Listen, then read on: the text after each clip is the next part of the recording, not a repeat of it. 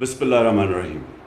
इय्याका नअबुदु व इय्याका नस्तईन। मेरे पाकिस्तानियों, मैं आज आपसे जो बातचीत करना चाहता हूँ वो जो मज़ीद तेल की और डीज़ल की कीमतें जो महंगी हुई हैं, जो पेट्रोल की कीमतें, उसके ऊपर बात करना चाहता हूँ और फिर अपना लाएमल देना चाहता हूँ कि हमें बहसीयत कौम हमें क्या करना चाहिए। इस पर क्या चुप करके बर्दाश्त करना चाहिए या अपनी आवाज़ उठानी चाहिए इसके ख़िलाफ़। सबसे पहले मैं अपनी सारी कौम से जो आज बात करना चाहता हूँ वो ये कि सारा जो हमारे ख़िलाफ़ साजिश हुई थी, जो सारी अदम एतमाद हुई थी, जिस वजह से हमारे जो इत्तेहादी हमें छोड़ के गए थे और जो फिर हमारे लोग लोटा हुए थे, उन सब ने एक चीज़ कही थी कि जनाब बहुत महंगाई हो गई, हमारे से हलकों में जाया नहीं जा रहा,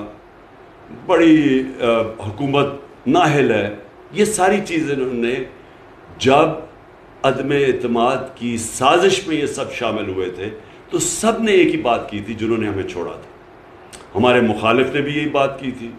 आप इनकी स्टेटमेंट्स पढ़ लें, ये सारे इनके PML और पीपल्स पार्टी के लीडर्स और फजल रहमान सब एक ही बात कर रहे थे कि बहुत महंगाई हो गई, मुल्क तबाह हो गया, इस नाहल हुकूमत को गिराना चाहिए। ये हमने सारी बातें सुनी।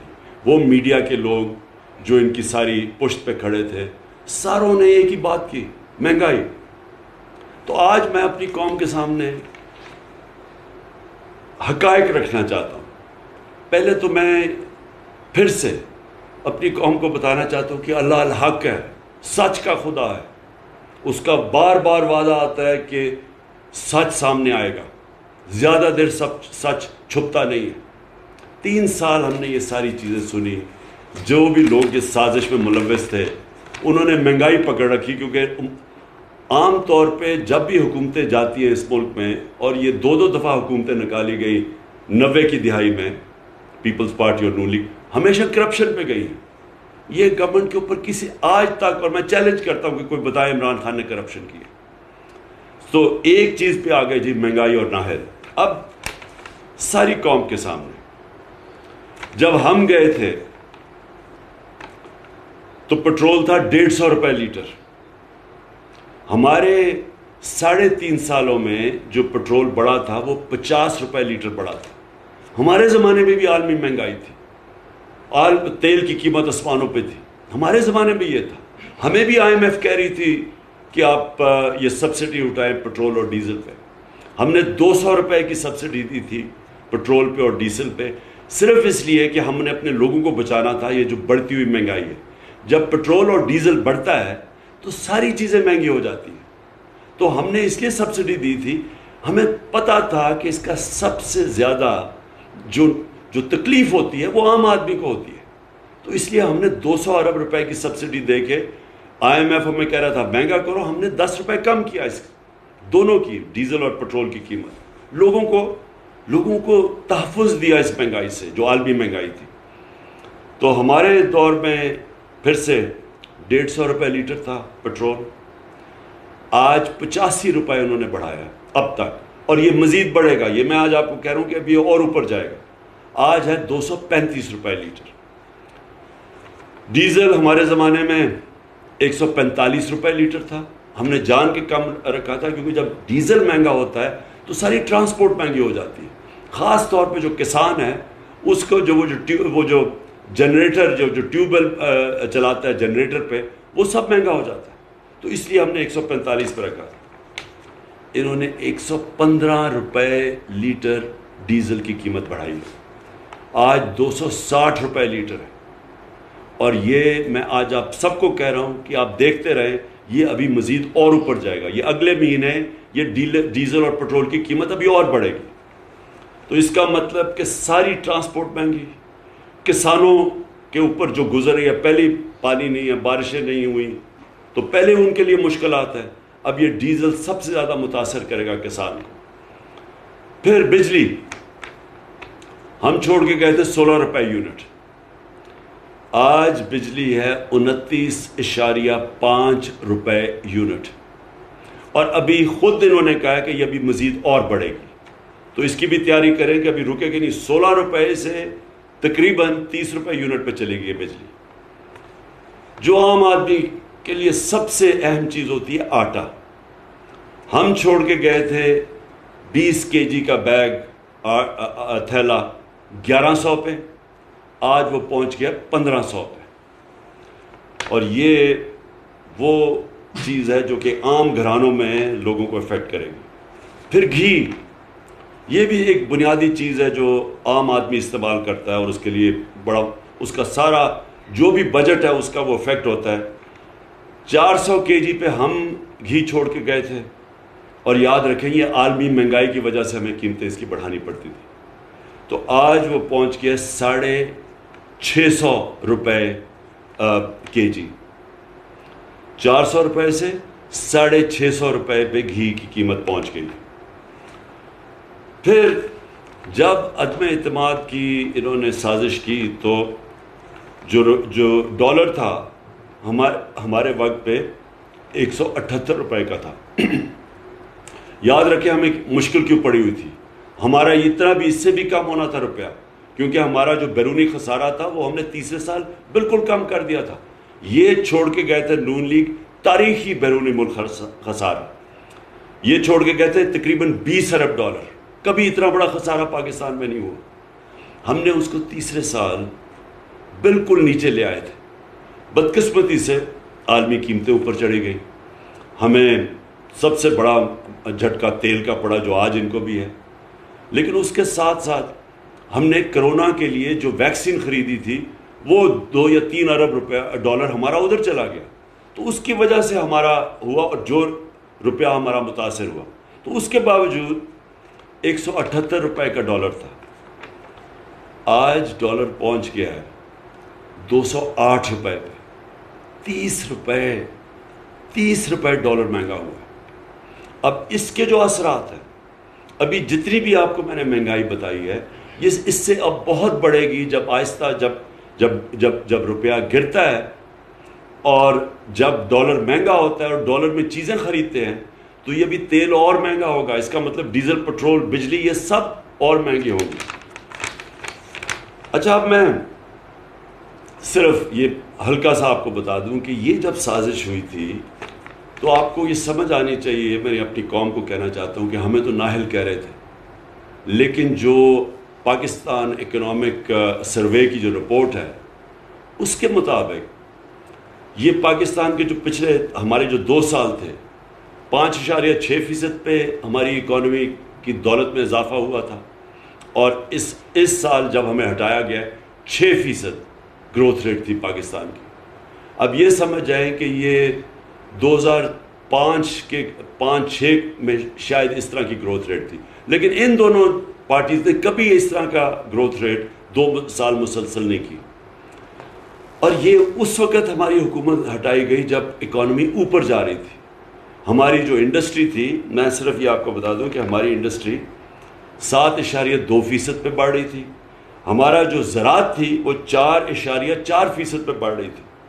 اور یہ اس کی وجہ سے ملک میں خوشحالی آ رہی تھی, کسانوں کے پاس پیسہ آ رہا تھا. کبھی اتنا زیادہ پیسہ کسانوں کو نہیں گیا جو ہمارے دور میں گیا یہ پچھلے 2 سالوں میں. ہماری پیداوار ریکارڈ تھی 4 فصلوں کی. اس کے اندر اس وقت جب ہمارا ملک آگے بڑھ رہا تھا اور ہم نے ان دونوں نون لیگ اور پیپلز پارٹی سے ان 3 سال میں 55 لاکھ نوکریاں زیادہ مزید بڑھائیں. سارے برے صغیر میں جس ملک میں سب سے کم بے روزگاری تھی وہ پاکستان تھا. تو اس وقت یہ انہوں نے سازش کی, مہنگائی کا بہانہ مارا, مقصد کچھ اور تھا. پاور میں آ کے نہ ان کو سمجھ آئی کہ معیشت کو کیسے سنبھالنا ہے, نہ ان کو سمجھ آئی مہنگائی کا شور بچا. مہنگائی کا میں نے آپ کے سامنے بتا دیا. مقصد ان کا صرف ایک تھا, NRO2 لینا. اپنی جو چوری تھی اربوں روپے کی ان ساروں نے مل کے جو چوری کی تھی پچھلے 10 سال میں, کیونکہ پہلے 10 سال میں تو ان کو NRO1 مل چکا تھا, مشرف نے معاف کر دی تھی ان کی اربوں روپے کی چوری. اب پھر سے جو انہوں نے چوری کی وہ اب اس چوری کو ختم کرنے کے لیے جو ساری پلاننگ تھی کہ نیب کو ختم کیا جائے, نیب کے جو انہوں نے امینڈمنٹس کیے ہیں وہ ساری ان کی ٹاپ لیڈرشپ کی چوری معاف اربوں روپے کی. اور پھر ایف آئی اے میں جو کیسز میں اوپن اینڈ شٹ کیس تھا, بچ ہی نہیں سکتا تھا شہباز شریف, اس نے ایف آئی اے کے اوپر خود بیٹھ کے, اور ہم نے دیکھا کہ ایف آئی اے میں ہوا کیا ہے کہ 4 وہ لوگ جنہوں نے وٹنس کرنا تھا, جس میں مقصود چپراسی بھی تھا, وہ بھی فارغ ہو گئے ہارٹ اٹیک کی. ایک انویسٹیگیٹر ڈاکٹر رضوان مر گیا ہارٹ اٹیک سے, اور ایک کو ہارٹ اٹیک ہوا جو کہ اس وقت آخر میں ہسپتال میں تھا. اور تو یہ اصل میں ان کا مقصد تھا, اور پھر الیکشن کمیشن کے ساتھ مل کے الیکشن کی دھاندلی کر کے پھر مسلط ہو جائیں. تو میں اس کے ساتھ ساتھ یہ, اور مجھے فخر یہ ہے کہ 60 سال کے بعد ہم نے 10 ڈیمز شروع کی, 3 بڑی ڈیمز. یہ پہلی دفعہ یعنی کسی حکومت کو نہیں آیا کہ آج پانی کا جو اتنا بڑا مسئلہ ہے, جب تک پانی کے ریزروارز نہیں بنیں گے, جو ہندوستان میں انہوں نے کوئی 3-4 ہزار ڈیمز بنائی ہوئی ہیں, چائنا میں 5,000 بڑی ڈیمز ہیں, ہمارے کوئی ڈیم ہی نہیں بنی 50 سالوں سے. یہ پہلی دفعہ ہم ڈیمز بنا رہے تھے, آگے کا سوچ رہے تھے, زراعت کا سوچ رہے تھے, کسانوں کا سوچ رہے تھے. پانی کی قلت جو آج سارے فیل کر رہے ہیں, اس کو بچانے کے لیے ڈیمز میں ریزروار پانی کو ریزرو کرنے کے لیے. اس کے علاوہ ہم نے درختوں کا, ماحولیت کا, پہلی حکومت ہے پاکستان کی تاریخ میں جس نے اپنی ماحولیت کا سوچا, انٹرنیشنلی اکنالج کیا دنیا نے. جو ہماری 10 بلین ٹری سونامی تھی, یہ انٹرنیشنلی اکنالج ہے. اور اس میں باہر برطانیہ کے پرائم منسٹر نے خاص نام لیا کہ پاکستان لیڈ کر رہا ہے دنیا میں کلائمیٹ چینج کو روکنے کے لیے.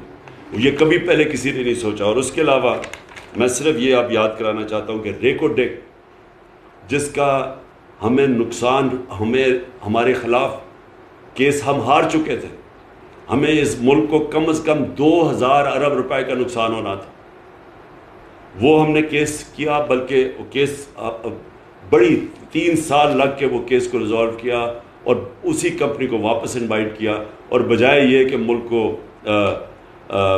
ہرجانہ دینا پڑے, یہ ڈیمیجز دینے پڑے, ہم نے اسی کمپنی سے واپس ری انویسٹمنٹ کروائی. اور وہ سب سے بڑی انویسٹمنٹ ہے یہ جو کمپنی جس نے ہمارے پر کیس کیا تھا. کار کے سے 200 ارب روپے کا ہرجانہ ہو چکا تھا, ہمیں فائن ہو چکا تھا, وہ صدر اردوغان کے ساتھ مل کے ہم نے وہ ختم کروایا اور سیٹل کروایا. پھر صرف NHA کے اندر نیشنل ہائی وے اتھارٹی میں 1,000 ارب روپیہ ہم نے بچایا. یعنی وہ سڑکیں جو انہوں نے 2013 اور 18 کے بیچ میں بنائی تھی, جو ہم نے سڑکیں بنائی 2018 سے اب تک, اس میں 1,000 ارب روپیہ کم قیمت پہ ہم نے سڑکیں بنائی. مطلب یہ کہ 1,000 ارب روپیہ جو ان کی جیبوں میں گیا تھا وہ ہم نے کرپشن بچائی. اب میں آخر میں اپنی ساری قوم کو کہتا ہوں کہ اب ہمارے اوپر ہے, ہم اگر اس امپورٹڈ حکومت کی جس طرح کی یہ عوام مہنگائی کی دلدل میں دھنس رہی ہے, اگر ہم آرام سے اسی طرح بیٹھے رہے تو میں آج آپ کو بتا رہا ہوں کہ ابھی مزید اور مہنگائی بڑھنے والی ہے. اور ان کے جو سربراہ ہیں ان کو کوئی فکر نہیں ہے پاکستان میں کیا ہوتا ہے, کیونکہ ان کے اربوں ڈالر ملک سے باہر پڑے ہوئے ہیں. ان کے 30 سال سے اس ملک سے منی لانڈرنگ کر کے پیسے باہر لے کے گئے. ان کو کوئی فرق نہیں پڑے گا. فرق پڑے گا جس کا جینا مرنا پاکستان میں. تو میں آج ساری قوم کو پرامن احتجاج کے لیے آج دعوت دے رہا ہوں. اتوار کو 9 بجے سب نے پرامن احتجاج کرنے کے لیے نکلنا ہے. میں ساری اپنی قوم کو, ہر شعبے کو, ٹریڈ یونینز کو, پروفیشنلز کو, ڈاکٹرز کو, انجینئرز کو, کلرکس کو, سرکاری نوکروں کو, میں آج سب آپ کو دعوت دے رہا ہوں کہ اگر آپ نے یہ تماشا مزید اور دیکھنا ہے تو یہ یاد رکھیں کہ جو آگے مہنگائی آ رہی ہے وہ اس سے بہت بڑھ کے آ رہی ہے. تو میں سب کو آج دعوت دیتا ہوں, اتوار کو 9 بجے آپ نے سب نے احتجاج کرنا ہے. اور میں انشاءاللہ اسکرین کے ذریعے, ویڈیو کے ذریعے میں 10 بجے آپ سب سے بات کروں گا ویڈیو اسکرین کے ذریعے. تو میں چاہتا ہوں کہ آپ سب نکلیں پرامن احتجاج, اور اپنے شہروں میں نکلیں, اور شام کو 9 بجے نکلیں, اور 10 بجے میں آپ سے بات کروں گا. میں یہ چاہتا ہوں کہ ایک پیغام جائے ان لوگوں کہ اگر آپ سنبھال نہیں سکتے تھے اس ملک کو تو کیوں اتنی سازش کی.